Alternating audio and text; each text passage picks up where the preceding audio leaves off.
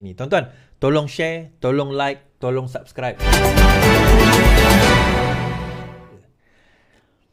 Okey.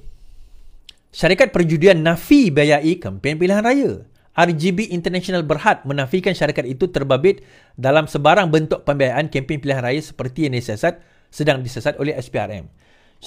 Syarikat itu berkata demikian ketika mengulas laporan yang mendakwa eksekutif tertinggi mereka telah ditangkap dan Suruhjaya anti rasuah berkenaan.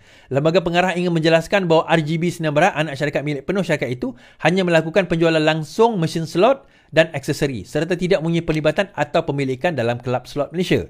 Saya ingin menyatakan bahawa ia tidak akan membenarkan sebarang bentuk pembiayaan politik, kata RGB International dalam satu kenyataan di BSKL semalam. Syarikat itu menegaskan bahawa pengarahnya tidak mempunyai kaitan dengan mana-mana ahli politik dan sedang bekerjasama dengan siasatan SPRM. Menurut syarikat itu, mereka mengamalkan pendekatan toleransi sifar terhadap sogokan dan rasuah. Tuan-tuan, syarikat judi mengamalkan pendekatan toleransi sifar terhadap sogokan dan rasuah. Dan menjunjung standard pematuhan yang tinggi. Baik. Jika mana-mana pihak menyimpang daripada pendekatan toleransi sifar syarikat, kami akan mengambil tindakan yang perlu untuk melindungi kepentingan pemegang saham dan semua pemegang kepentingan yang relevan. Dilaporkan hari ini bahawa siasatan SPRM didakwa menemui bukti yang menunjukkan dana daripada beberapa syarikat perjudian digunakan untuk membiayai sekurang-kurangnya 3 kempen pilihan raya sejak 2018. Saya ulang. Dana daripada beberapa syarikat perjudian digunakan untuk membiayai sekurang-kurangnya 3 kempen pilihan raya sejak 2018.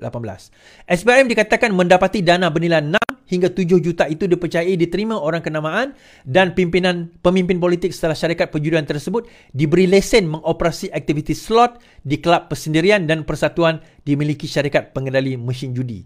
Sekurang-kurangnya 14 orang telah ditahan dan lebih ramai akan dipanggil bagi menyelesaikan skandal perjudian membabitkan rasuah berkenaan. Saya komen sikit. Okey, yang pertama sekali, dia bukan satu syarikat. Salah satu yang disiasat adalah RGB International Berhad. Dan ini kita nak bagi disclaimer dahulu. RGB International Berhad ni berkemungkinan telus daripada segi polisi. Dia pun tersenarai di BSKL. Bukan basikal, BSKL, Bursa Saham Kuala Lumpur. Kita tak menafikan perkara itu. Namun, siasatan SPRM ini tak lagi lengkap melibatkan beberapa syarikat. Itu yang pertama. Mungkin bukan dia, mungkin syarikat lain. Tetapi syarikat dia juga disiasat. Itu yang pertama. Yang kedua, tuan-tuan, bila melibatkan rasuah, biasanya dan kita pun mengetahui tidak akan melalui channel-channel tertentu. Tidak akan melalui channel-channel official. Of course, bukanlah melalui akaun syarikat dan sebagainya. Kita tahu dana rasuah ni dan sebagainya adalah melalui under table. Orang ketiga, broker, mereka inilah yang sebenarnya yang dia jadi, yang kita menjadi orang tengah untuk nak memberi dana tersebut. Tuan-tuan, dibagi 6 hingga 7 juta. Saya rasa lah mungkin dana itu 10 juta. 3-4 juta komisen dia. Yang lebih tu dia bagi kepada ahli politik tersebut untuk mendanai pilihan raya, kempen-kempen beliau. Kita tak tahu siapa lah. Tapi siasatan sedang berlangsung. Biar SPRM sedang laksanakannya. So, adakah perkara ini, kempen-kempen judi ini ada digunakan untuk mendanai pilihan raya? Kita dah tengok tadi kemungkinan ada. Daripada 2018 perkara ini berlaku. So, siapa mereka? Kita kena tengok dan kita kena open-minded.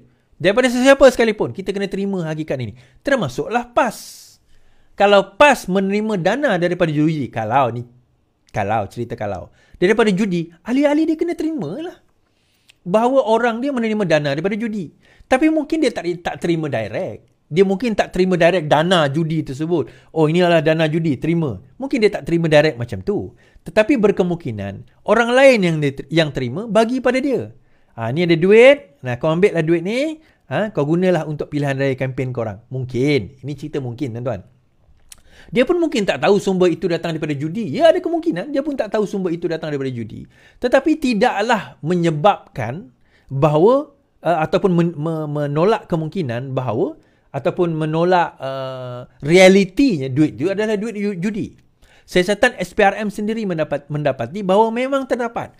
Demi untuk nak letak slot-slot itu di tempat-tempat tertentu, maka mereka telah memberi dana judi. Soalannya, kepada siapa, tuan-tuan? Jeng.